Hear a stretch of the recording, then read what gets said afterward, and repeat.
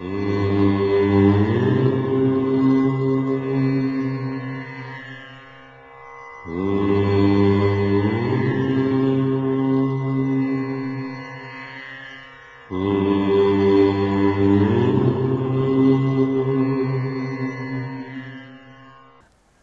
నమస్కారం।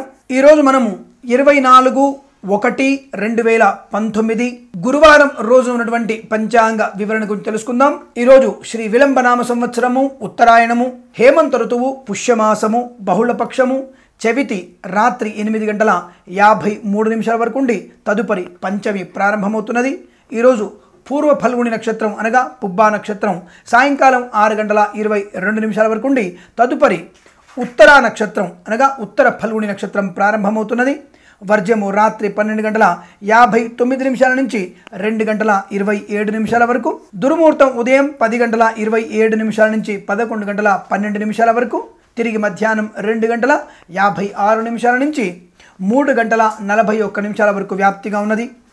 అమృత ఘడియలు మధ్యాహ్నం 12:36 నుంచి 2:03 వరకు వ్యాప్తిగా ఉన్నది। రాహుకాలం మధ్యాహ్నం 1:43 నుంచి 3:07 వరకు వ్యాప్తించున్నది।